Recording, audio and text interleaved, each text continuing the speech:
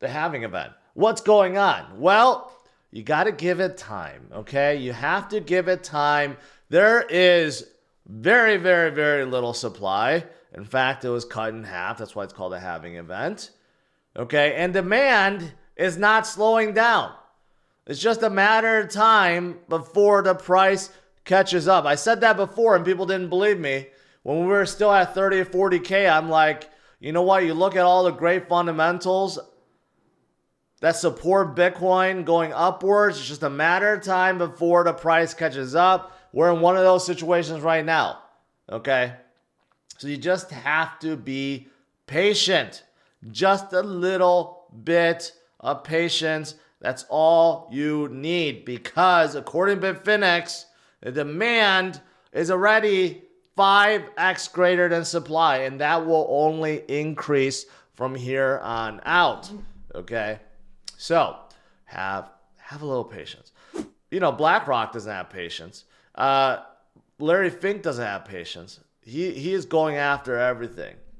According to Larry Fink, IBIT, which is BlackRock's Bitcoin ETF, is the fastest growing ETF in the history of ETFs. So let that sink in a little bit. The fastest growing ETF in the history of ETFs. I don't know how many ETFs exist. I'm assuming thousands at this point. Maybe even more than that. And the one that Larry Fink really cares about is Bitcoin. And it is the fastest growing in history of ETFs. And that is why BlackRock, BlackRock's ETF is only 30,000 Bitcoin away from surpassing Grayscale. I told you guys this was going to happen. It was going to happen soon. You know, it's not actually a good thing, but considering that Grayscale keeps selling, it was no brainer. It's going to happen, right? So pretty soon, IBIT will be the largest holder of Bitcoin due to their fund, and I don't know if that's good or not. But right now, what's good is at least it's compensating for what Grayscale has been selling. Now, Grayscale selling has slowed down recently. Yesterday, I believe it was only 35 million.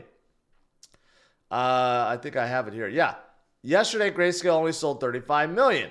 BlackRock added 20. Fidelity almost added 35 million. Others are adding. So overall inflow 62 million. Okay. So I still, it's like Grayscale purposely wants to sell. At this point, if they're done selling all their big shares, they should just decrease the fees. Right now, you just have regular outflows because the fee for Grayscale's GBDC is like 10 times more than the others. So of course, people are going to sell and convert, right? Like as if Grayscale is doing this on purpose.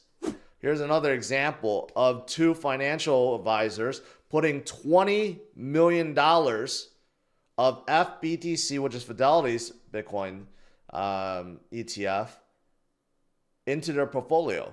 Okay, 20 million. I know that sounds little compared to the billions we usually talk about, but it's happening a little bit at a time. These financial advisors, you know, family offices, other fund managers, hedge funds, VCs, they're loading up. Either they're loading up on physical Bitcoin, which is funny to say because it's not physical, but you guys get what I'm saying.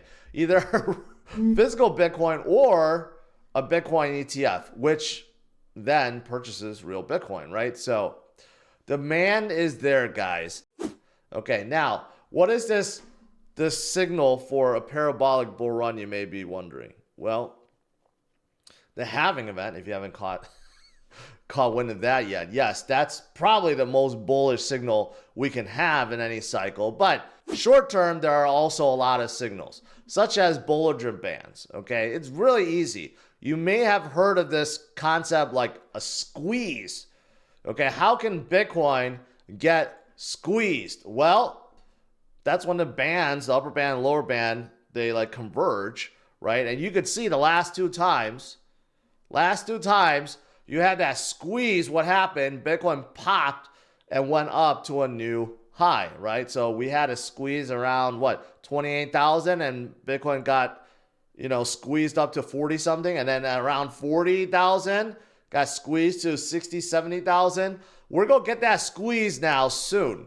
That's going to push us possibly into the 90 or 100,000, I believe. There's a lot of metrics that support that 100,000 is around the corner, right? So we're getting that squeeze, which is really good.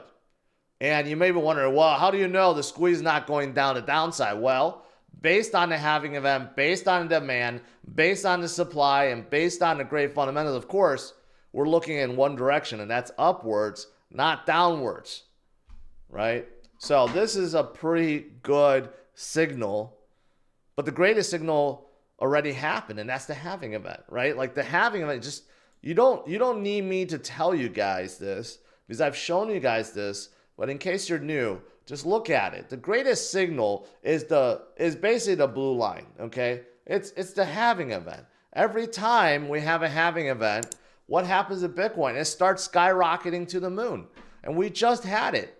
It's really that simple. You don't need anything else, really. You don't need any fancy indicators or signals to tell you what's coming next. And what's coming next is going to be absolutely mind-blowing. It's going to be beautiful. We're going to see this parabolic rise. No one is ever prepared for it. I'll tell you this, even people that have been in a space for a long time, they're not prepared for it either. You just don't know. It's like an onslaught of gains that smacks you right in the face, and you can't prepare for that, okay? And the only way, you just feel it afterwards, right? You look at your portfolio, you're like, my God, it's going up so much. And then you look at the charts after the fact, and you're like, okay, in hindsight, that was pretty easy to predict. All you have to do is wait for the halving event, and then shortly afterwards, it just goes up. It's that simple. But most people refuse to believe in that concept. Just look at history. Here's another example, right? Just look at history. You have a bear cycle, you have a pre-bull cycle, you have the first bull cycle, and then like the parabolic cycle, basically. And look at what has happened every single time, like clockwork. It may not be exactly the same, but every single cycle has basically rhymed, has moved according to plan. But if you look at what's happening in 2024, we're actually moving a lot faster than 2020 and 2016 or 2012. And guess why? Because of the ETFs, right? So we're like ahead of schedule already. There's really zero reasons to be negative or bearish. Like I see some people in the live chat saying, oh, I'm not feeling so good about Bitcoin. Are you kidding me? What are you looking at? How could you not be bullish on Bitcoin right now? It makes 0 sense. 0 sense. Slap it out of you, okay? We are going upwards. And if you needed more proof, this is a really good metric to show us if Bitcoin has topped out, okay? Like if we're in that parabolic phase and we're about to top out, right? The MVRVZ score, and you can see it has been pretty good. It predicted the tops of previous cycles like in 2014, in 2017, even 2021, okay? But you could see where we are right now. Nowhere close in the red zone. The parabolic phase is about to start.